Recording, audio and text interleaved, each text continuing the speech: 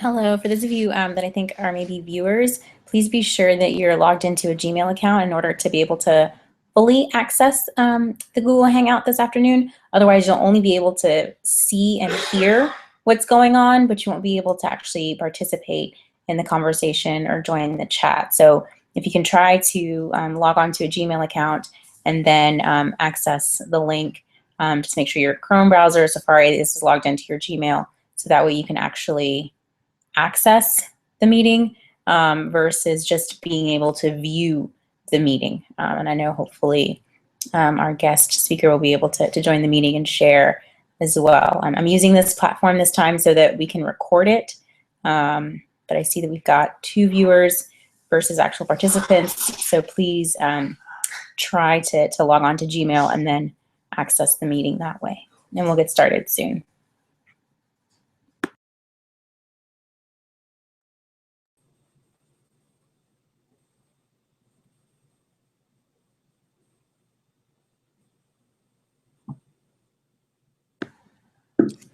Hello, welcome.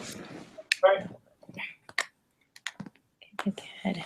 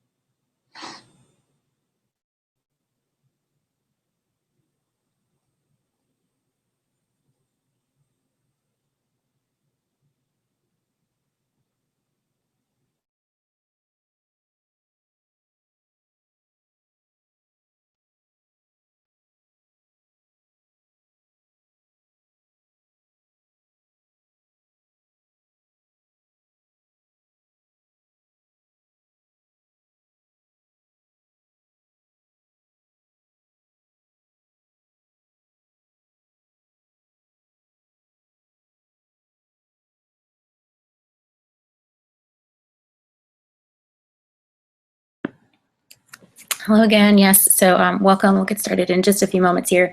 I know we have some folks that are joining us. I see that we have 3 viewers.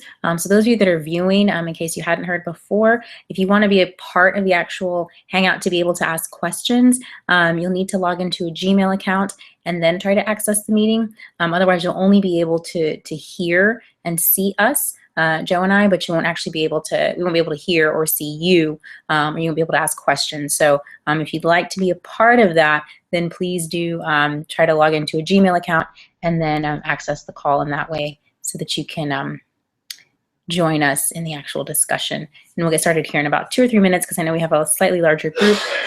So we'll get started shortly. Thank you, Joe. If you want to share your screen or whatever you need to do, please feel free to do that as we get started and make sure that we can see everything that you want to share and all that good stuff.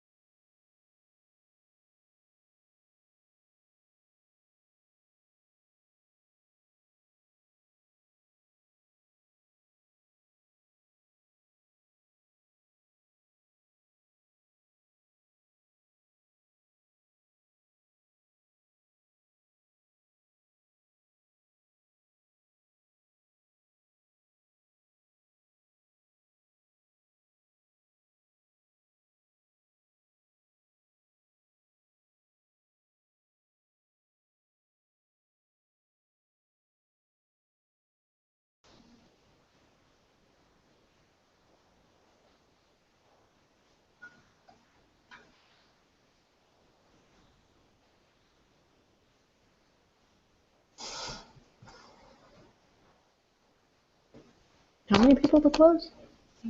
Well, cleanup should be easy then. Yeah, that's what I'm thinking. And she's there, so people won't mess around, you know? So I'd say you should pick me up at like 10:50. Because there's so many of us. I could never have more than 6. Maybe 7. So.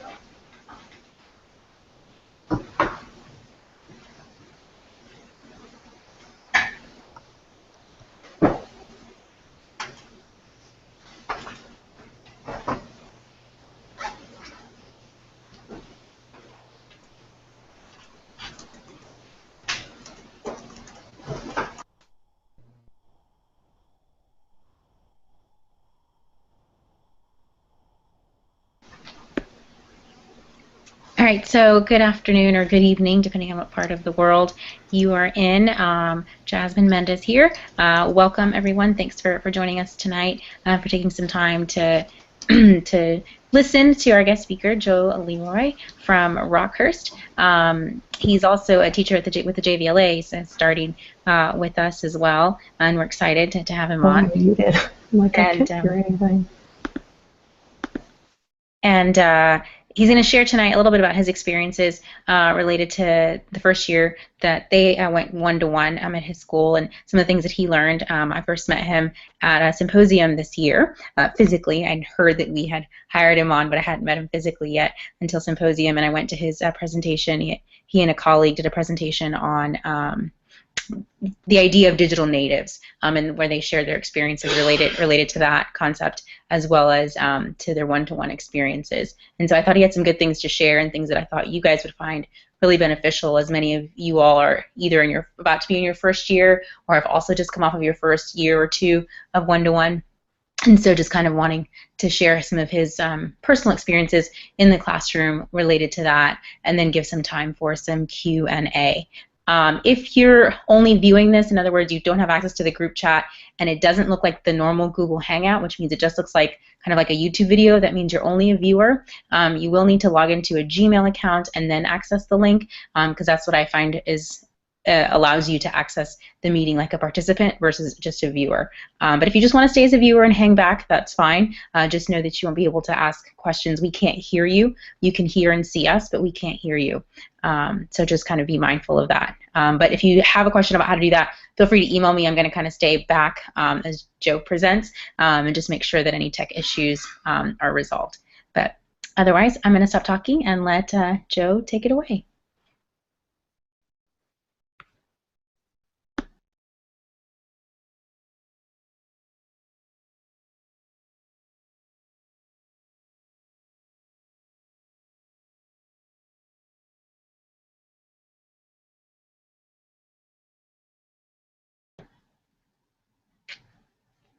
Can everybody hear me? I'm worried that I can't be heard. Are you there, Joe?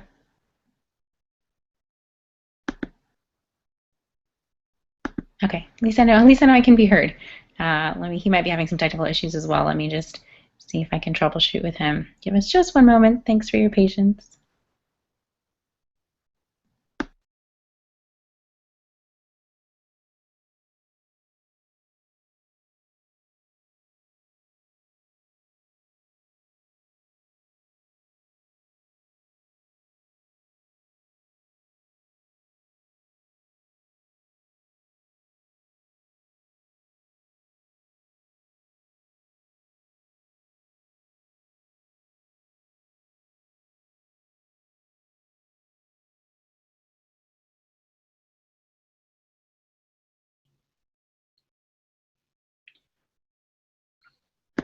Great, there you are. Okay, I don't know if you heard us last time. I just introduced you.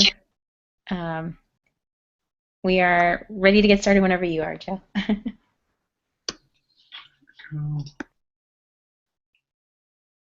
I'm trying to figure this out.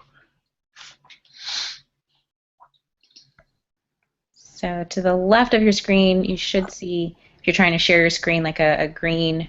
Right. Yeah, with a screen share button. Is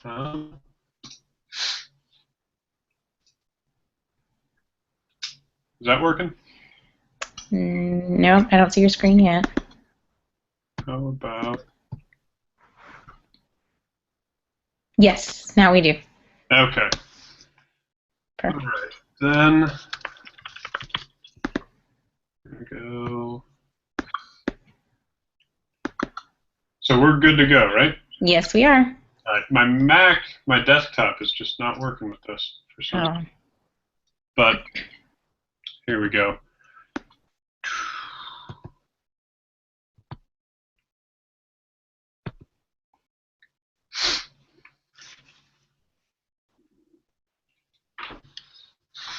All right. Well, I am Joe LeRoy from Rockhurst High School in Kansas City. I met Jasmine at a symposium in Scranton a few weeks ago, and so I'm just doing basically the same presentation I did there about digital natives and how to teach in a classroom with one-to-one situations going on. So my presentation kind of focused on the phrase digital natives, and that phrase tends to make people a little nervous. And so I just decided to look at it from the prism of cura personalis and what it is. And it's about helping our students understand their inherent human dignity, reach their greatest human potential, to teach them to share their experience and knowledge and act ourselves in a way that illustrates that. And so really with the phrase digital native, what we ended up with was people just being too afraid to really try much of anything. But looking at it through that prism, the author, Mark Prinsky, who coined the phrase digital native, in his paper, his explanation of it was pretty thorough. That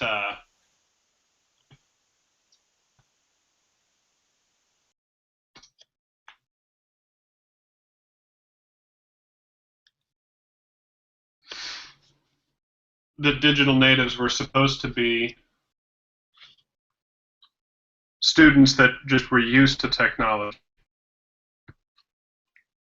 Are you still hearing me? Yes, yes, we are. Okay, I was just really quiet. And so the fact that they're used to being around technology meant that it would be a really big disservice to them to not incorporate it in any way, as opposed to what people usually think, what I thought the first time I heard the phrase digital native, that we're supposed to operate under any assumption that they know what they're doing, because they don't. Just they've been around TVs and cell phones and computers and all of that their whole life. And so their experience is one that includes those things.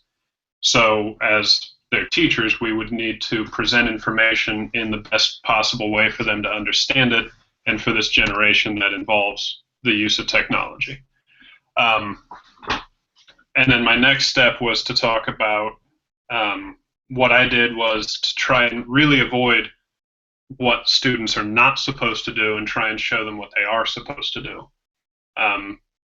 Because more often than not, if all you do is tell them what not to do, they're going to try and find out why they're not supposed to do it, as opposed to showing them what they can do, which they'll get equally curious about. So I decided to look at who we're teaching to see if we understand kind of their view of the world.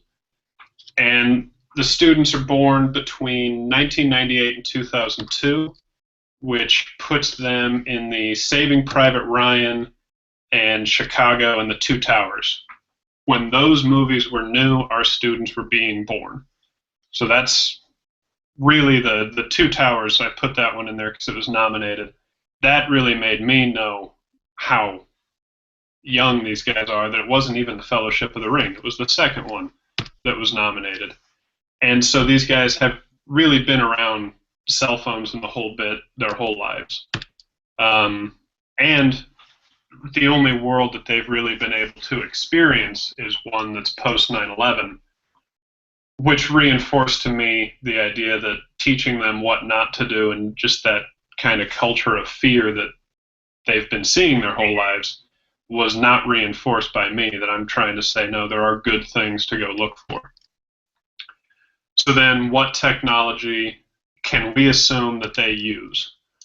They come in fluent in how to play games, watch movies, text message, social media.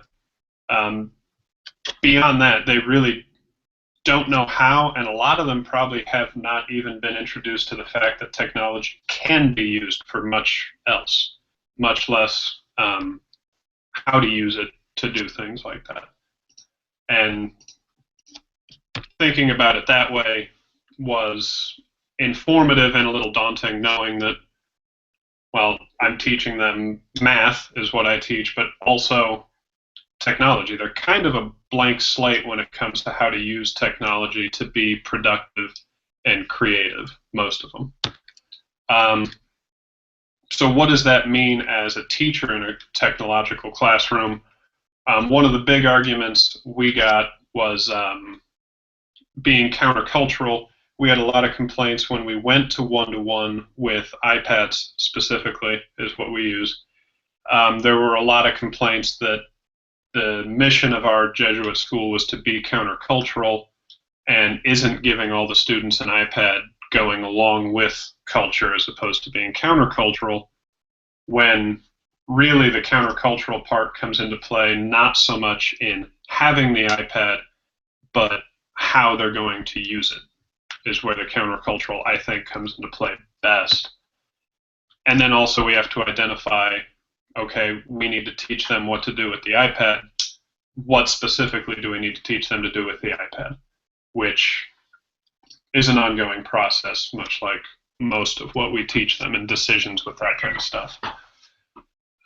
So I found a few little quips from books and other places. Dana Boyd wrote It's Complicated, which is a book that you can find online. And she said this about the rhetoric being dangerous, basically for what I was saying before, that the misinterpretation of that phrase can lead to some really awkward situations.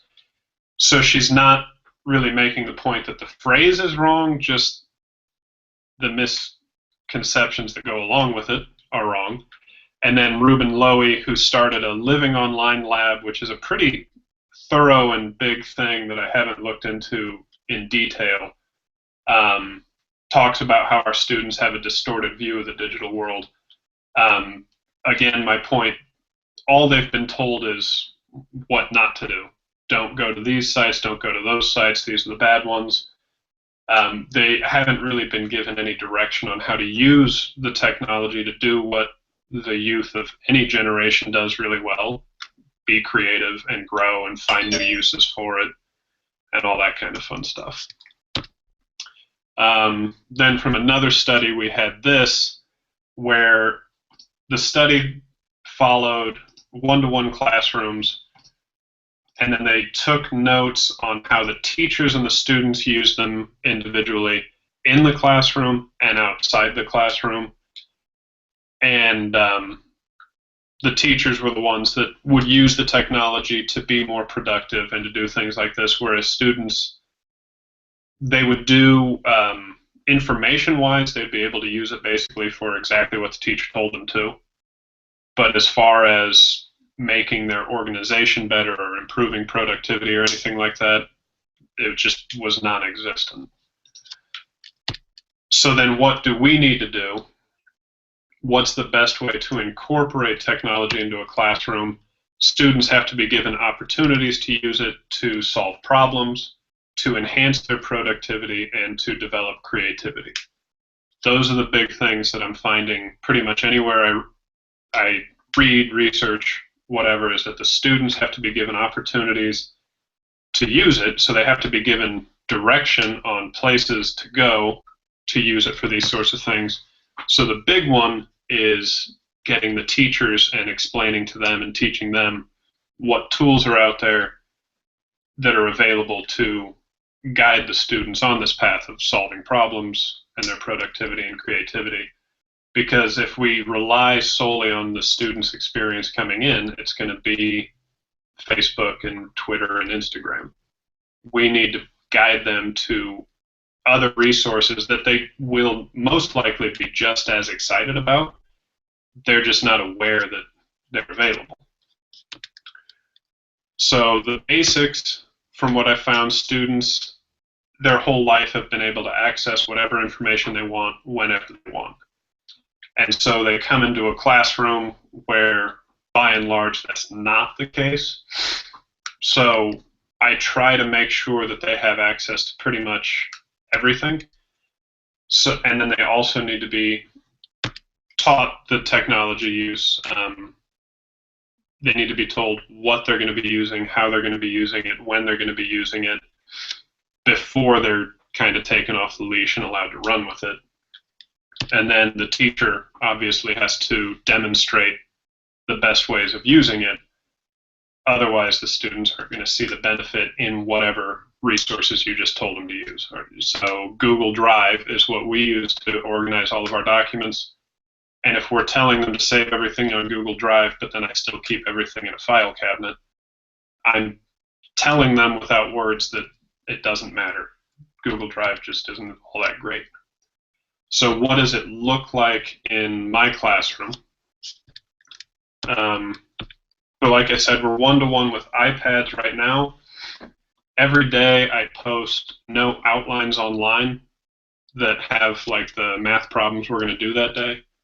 Then in class we use Apple TV, and I project my iPad up on the board and work through the problems that way, talking to them, the whole 9 yards. And after class I post a PDF of the notes and a video. So on the iPad, I use an app called Explain Everything that allows me to record the class as I do it and then save the result as a PDF and as a video separately. So I'm not having to take time outside the classroom to make a video separately, which is nice. And once I give students access to any of this stuff, the outlines, the completed notes, the videos, they've got it forever. Google Drive makes it easy to do that, and I put all the videos on YouTube, so it's really easy for that to happen as well. So the benefits, they always have something that they should be doing, which is another big thing, just like with pencil and paper. If you're not telling them that they have to write something down, they're going to use the pencil and paper to do something, whether it's constructive or not, appropriate or not, they're going to do something. So making sure that the iPad has set use every day is helpful. They have access to everything, like I had said before. That's what they're used to, is being able to Google whatever they're curious about and getting an answer right then. And then it is still a struggle illustrating to them how to use all this stuff, but again, how to most effectively teach students how to use the resources available to them is something that teachers have been struggling with since teachers. So that part of it is not anything really new. It just looks a little bit different now. So that's what I've got. I can do the lists of the apps I use and stuff, but are there any questions people have about what it's like to teach in the environment or anything like that?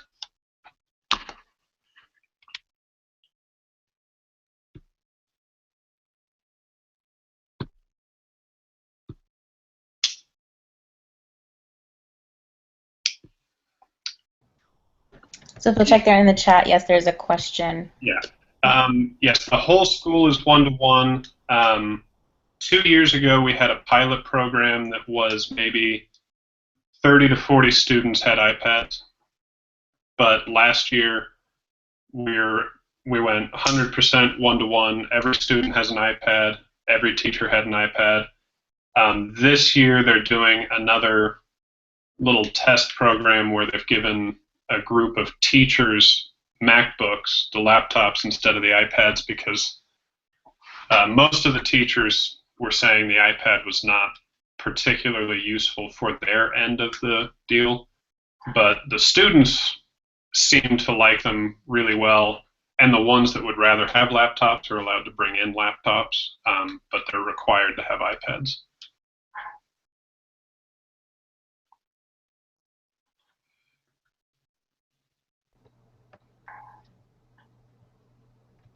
So Joe, this is Nick. Question: as you started posting videos and posting them regularly, um, how much what can you see about the way students use those videos, or do you have a way to follow the way students are making use of that resource?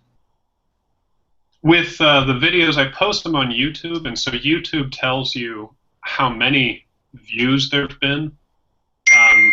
So I'm able to see how many times it's been watched, and that's something that's going to be a bit of a battle for me, as I would have guessed going into it when I post the videos for when I make practice tests, for example. Not it's the minority of my students that end up watching it, and I can pick out the ones, I see them the next day. I say, "Did you watch the video?" They'll say yes. Okay, I was like, that's one of the guys that didn't really need to. It probably took his 92% and made it a 97%. My struggle is going to be getting those guys that are going to get the 58%, get those guys to watch the video and turn it into a 70 or higher. The biggest thing with that is probably making sure the videos are 5 minutes or shorter. I think is what the research says, is that 5 minutes or shorter, they're more likely to watch it. They're more likely to watch if you have something that's going to be 15 minutes. If you make it 3 5-minute videos, they're more likely to watch all 3 of those rather than one 15-minute video.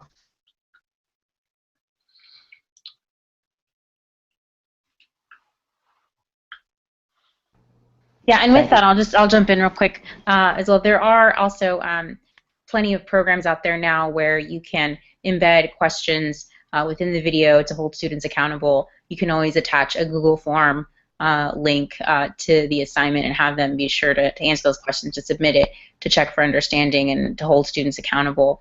I could even suggest, if it's just for students that they're struggling, that you really want to watch it, then providing some sort of incentive, 5 extra points on a homework assignment or something like that for watching it and completing the questions. There's plenty of programs that are able to track who watches it, when they watch it, how often they watch it, if they skipped forward, how many minutes they spent on the video, if they got the questions correct, all of that good stuff. You can actually gather a lot of that data now with several free programs that are out there, and that I'm happy to share with you guys throughout the next couple weeks in the course. But yeah, it is definitely a challenge because there will always be those students that don't watch it. So I think someone else had a question. Hey Joe, this is John. Just wanted to ask, it sounds like, with the videos, your purpose for them is largely like remediation.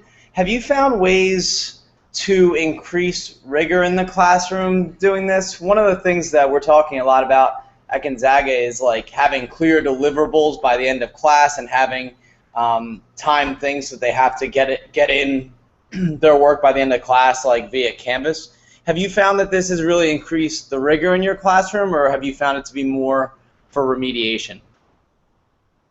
We've used it, or I've used it more for the remediation or for students that were absent or things like that. But it definitely could be used to up the rigor a bit. I know that our math setup, the junior class just has kind of the whole gambit of student in there. It's got guys that are going to go on to college algebra, to pre-calculus, or some of them go on to AP calculus. And so that is definitely an avenue that would help those guys going on to AP calculus get a little bit more prepared.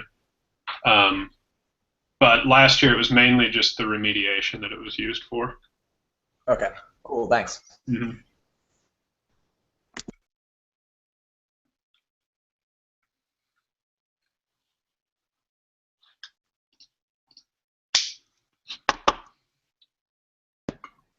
Those are great questions. Yeah, can you take a little bit of time and just share some of the apps or programs that you find really useful and that you use frequently in your course? Yes. So to teach in the classroom, I use one called Explain Everything. And that is, it's an app. It's on the Microsoft setup too, so that if you had a Microsoft tablet, you could use it.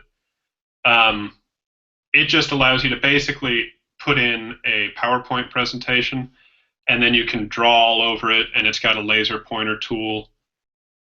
It's $9, I think, on the Apple Store. So it's not a free one, but it is really, really good, and it allows you to save your finished notes as PDFs if you just want to have PDFs for them, or you can save them as videos. So it has a little bit of flexibility on what to do at the end. The students use an app called Notability. That is a really, really good note-taking app. Again, it allows them to write, which was actually still is one of the biggest things I run into, is I find things online that are really, really awesome, but the programming required to allow for math type and to put in equations and things has just been too much of a headache for people. So I use Google Forms as much as I can, but as far as doing quick little checks on, throwing up a type of problem and seeing how many people get it, I can't type equations into Google Forms. There are ways around that. Some apps allow you to upload pictures, and so I can just take a picture of a problem and put that up there. But Notability allows the students to just handwrite everything with a stylus. We use Google Drive is something else we use. For homework, we use an app called My Homework, which is really awesome. It helps with their organization. That one is free. There will be ads that show up. Fortunately for us, the guy that created the app lives in Kansas City. So our educational technologists work close with him, and we actually have a school license. So the free version, the students would log in and they can access all their classes and everything, and there would be ads all over the place, which isn't all that bad, but it's kind of annoying. So for us, they log in and it's got the crest of the school and everything. It's pretty awesome. The teachers' end of that is called teachers.io. I can actually show you real quick what these look like.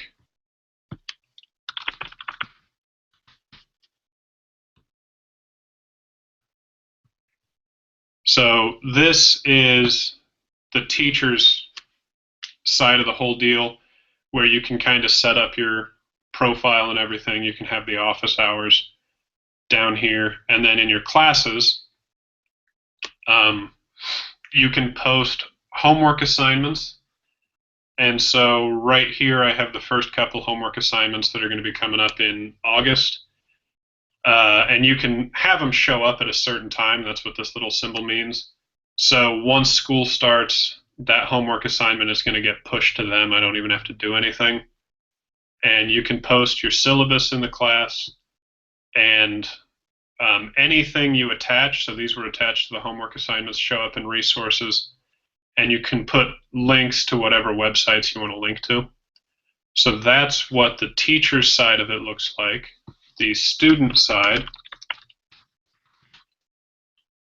is the web address is myhomeworkapp.com, not just myhomework. But this is what it would look like. So if I come into, this is the same class I was looking at in Teachers.io. So those homework assignments haven't shown up yet, but this is where they will. And I can come in and look at the homework documents actually have shown up already. So if any of the guys wanted to start their homework early, they could. And then all the links that I posted show up here. So this is a way that some teachers don't provide everything from their end of it, because students can come in here and add something on their own. I could add the first day of school or something and make my own schedule. But anything the teacher dumps in this end comes out here for the students, and then they can add to that however they want to add to that, and they can color code color code their classes. So now that one's going to be green. And so when I come into the calendar, it would color code all the assignments based on whatever they decided each class was going to be.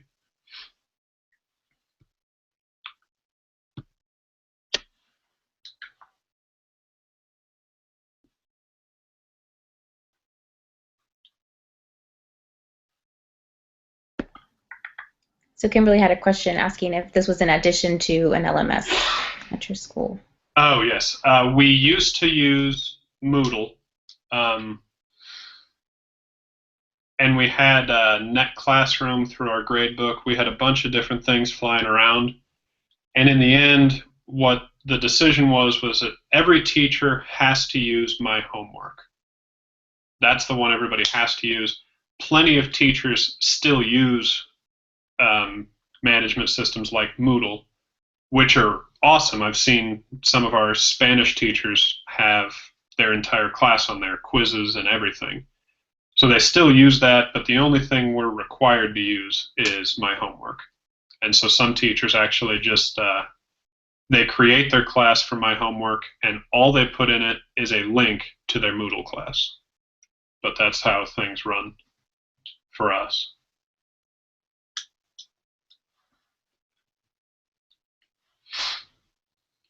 And have you found, like, have students at all maybe complained or said anything about sort of different classes being on different platforms or using different, you know, ways to set up their courses or use the iPads? Right, that was a little bit of a problem, and people were just getting a little irritated at how confusing it was. But it seems, you know, once the school said that My Homework is what you had to use, there's only one thing that everybody had to use, the complaints have they've either gone away or I just don't hear about them anymore, even though we still have teachers using a variety of different platforms. Do the parents have access to looking at My Homework or Moodle if the teachers use it, or any other platform that they use? Do they have those kinds of, do you have that kind of issue at your school? Moodle, I think that the parents have to have their son's login to get into Moodle. Mm-hmm. For Net Classroom, we went to, I don't think any teachers use the management system there, but that's our gradebook. And I think parents have their own login. We went to an open gradebook, so they can access that all the time. For My Homework, unfortunately, there's actually no way to know who has joined your My Homework class, because absolutely anybody can. So Oh, okay. if a parent just wanted to go on and join my class, they could. So yeah, My Homework will tell you how many people have joined your class, but there's no way of looking at a roster or anything. So for that, parents would be able to have access. Mm-hmm. Good. Yeah.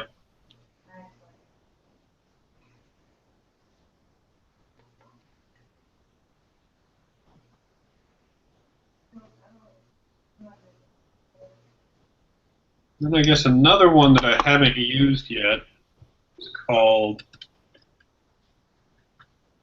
ZipGrade. It is not free. I think it might be $8 per year for a teacher. But ZipGrade is basically Scantrons. You print out a Scantron sheet and you have the students bubble it in with their pencil, and then your iPad camera will actually score them. So you just have the stack of Scantrons and you just hold your iPad camera over it and it'll score it, go to the next one, it'll score it, and you go through your stack. The iPad scores all the Scantrons for you. And once you've done the whole class, it actually populates like an item analysis sheet, how many people missed which question. So that one I just learned about over the summer. So I plan on using that at least to do kind of like an exit ticket sort of thing at the end of the day, because that's something I could just give a little 5-question multiple choice quiz at the end of the day, and really quickly find out how many guys got it, how many didn't, which part were they getting, which part were they not getting. So that's one that I have not used yet. And again, I think you can score like 100 sheets for free as their little trial period. So you can try it and see how well it works. But after that first 100 sheets, it's, I think, $8 a year.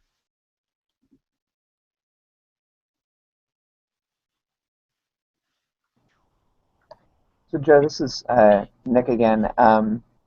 After after a year in the one-to-one environment, what do you see your students finding much easier? What have they gotten better at? And after a year, where do you think they still need support? The biggest thing this year that it seemed like, because it was just 1 year, is the whole students coming in having no idea that the homework was due or there was a quiz or anything like that. That was just gone. There's none of that, which was nice. But as far as just doing the daily homework, seemed to be more of a struggle this year than it had been in years past. And I don't know. I mean, it could be anything. It could have just seemed that way, and I'm wrong on that. Or it could be that they just didn't do the daily homework as much, and that could be that something with the one-to-one environment needs to be addressed to alter that. Could have just been that group of guys. My guess on that is that they are aware on some level that the iPads kind of have a little bit more to them than just doing daily homework assignments.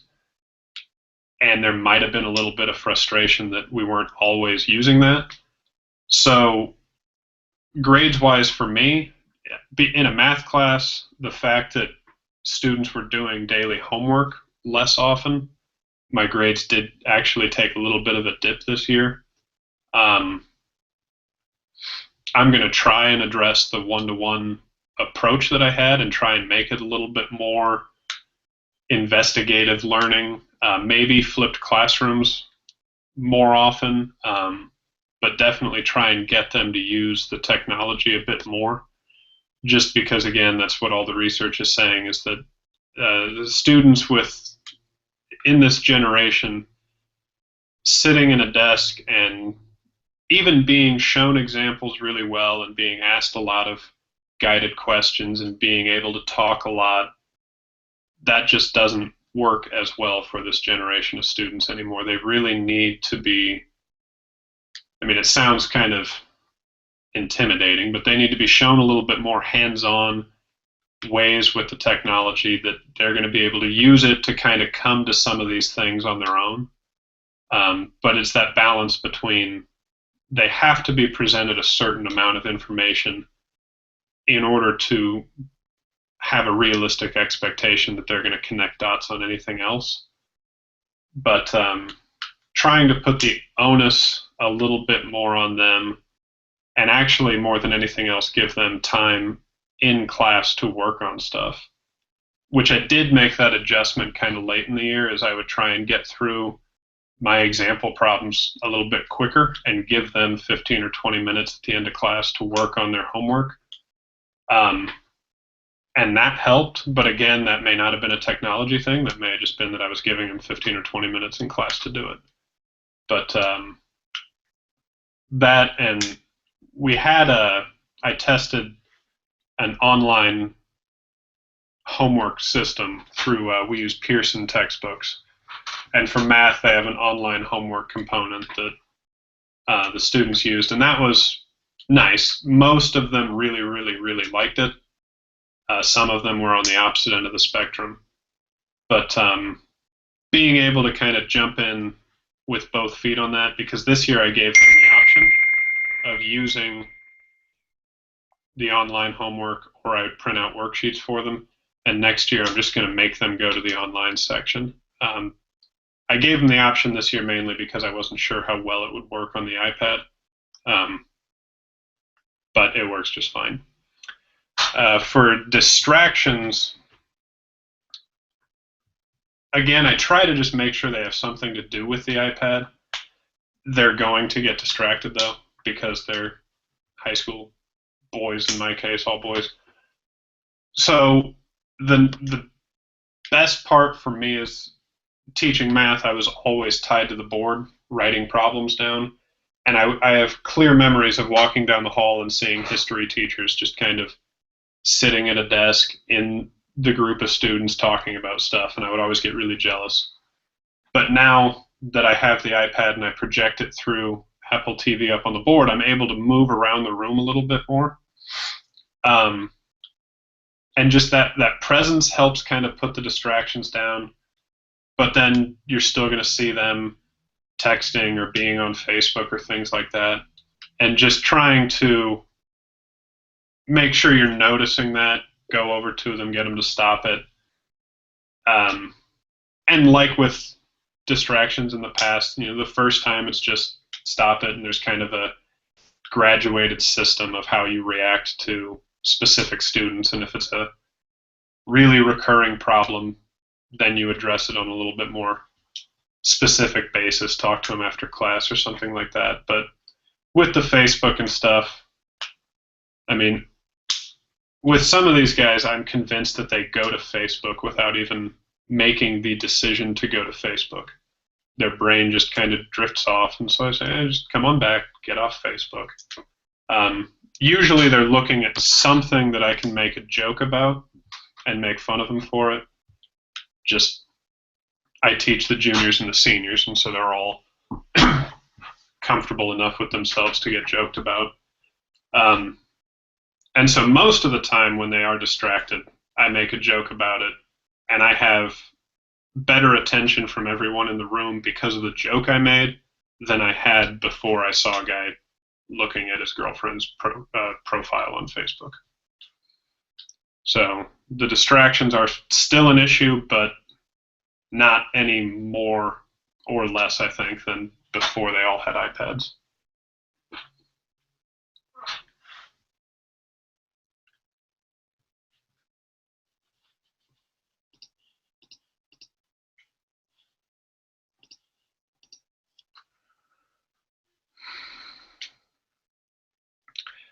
That is actually the biggest thing that I'm upset with myself about, is because I don't think I did a very good job of encouraging that.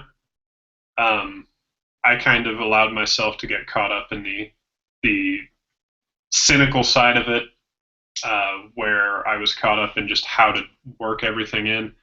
Because I taught in our pilot program 2 years ago, but the books were still hardback books.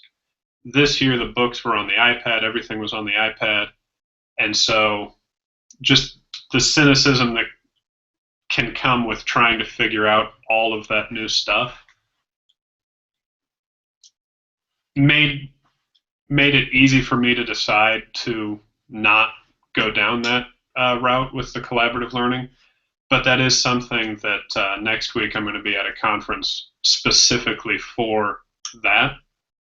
And so from everything I've read, iPads are supposed to help with that. But I personally did a very bad job of trying to do that this last year. That is my biggest thing going into August. And the unfortunate thing is that was the line I was giving anybody that asked me about it before last year. The line was, is it a lot of work? Yeah, probably. But it's what's going to happen. And so the best thing for the students is to just buckle down and try and do it. And when it came to the collaborative learning, my buckled downiness kind of ran out. But that is something that I'm going to try and hit right away as we start off in August. And I'll just say along those lines that I think that, as we've mentioned earlier, in this course is that being mindful and intentional about what you use the one-to-one device for, and just kind of saying, well, I still want to be able to collaborate in my classroom, and because I'm just learning the device or just learning how to use one-to-one in my classroom, we're not going to use devices when it comes to collaboration this year. Let me figure out just how to use it for substitution, for the note-taking. Let me figure out just how to use it for posting homework, for getting them to turn in their assignments, for an exit ticket, for an entrance ticket, for little things that are manageable with just the device and just the one student. And then next year, you know, again, little chunk at a time, little piece at a time, baby steps. Then next year I'll focus on, or next semester maybe I'll tackle one collaborative assignment with the device, with the iPads or the tablets or whatever it is. And so that you still keep collaboration in your class the way that you've been doing it without the device, and that's fine. And then if you can find an app or a program or a way to incorporate it in a simple way that's not going to make your head explode or stress you out too much, the first year, great. If not, think about it like Joe is doing for the second year, and you know, try not to be too hard on yourself that you didn't, the magic didn't happen the first year, you know, with collaboration or whatever, because yeah, it's a huge learning curve for both you and your students. So be patient and forgiving. Yes.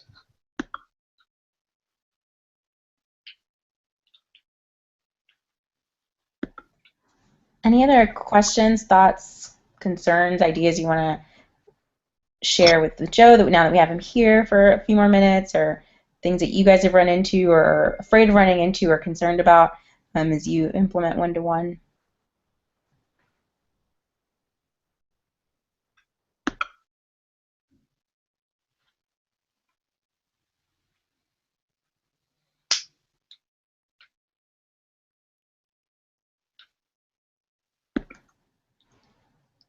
All right, I will take the deafening silence as a no, perhaps, unless someone is typing. Any other last thoughts? I mean, did you use the devices? I'll ask this last question on my behalf, for assessment in any way in your classroom, and kind of what did that look like, if so?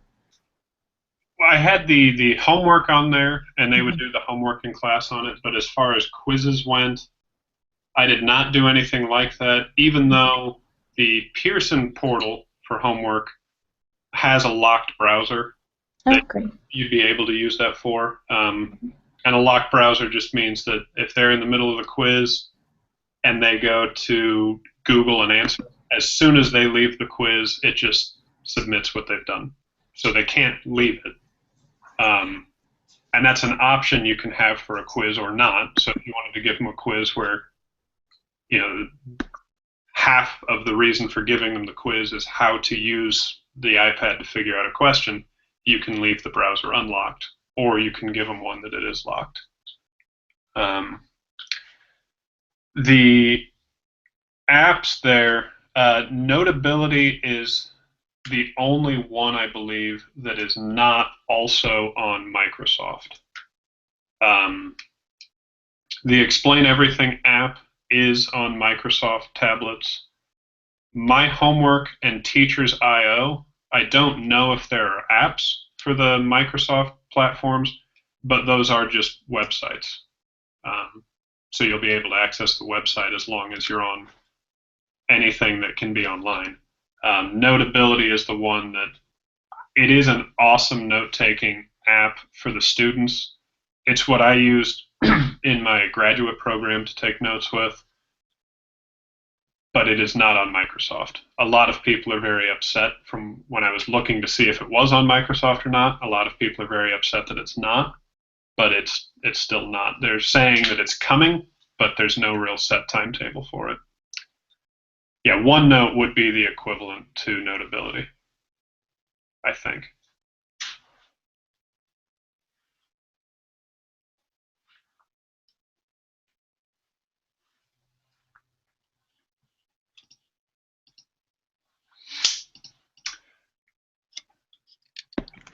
That's great, thank you. And I'll be sending out a presentation that I actually went to earlier this week that really breaks down different types of apps based on Bloom's taxonomy and based on the SAMR model related to which ones are good for iPads, which ones are good for Microsoft, just looking at the different types of software that's out there, different types of devices, and so I'll be sharing that with you all as well, which I think will be a helpful and good resource as you kind of start exploring which programs you might want to use in your classroom.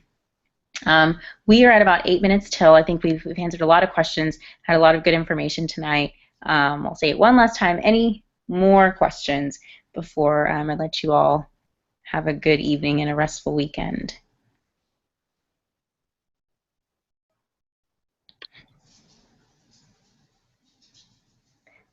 All right, so next week we're going to take a look at collaboration, actually, and one-to-one devices and what that looks like. Please keep adding your thoughts to the discussion boards. Email me if you have any questions about anything, and we will be in touch soon. This will be recorded. I'm going to edit it a little bit to take out all the sort of the early stuff early on, so that the meeting starts right when Joe started speaking about his experiences, and I'll edit that and then share the link with you all by tomorrow. Thank you all. Thank you, Joe, very, very much. I appreciate your time and sharing your experiences with us. And I will look forward to chatting with you all later on. Thanks, guys. Have a great night. Thanks, you too. Hey, thanks. Thank you, Joe. Mhm.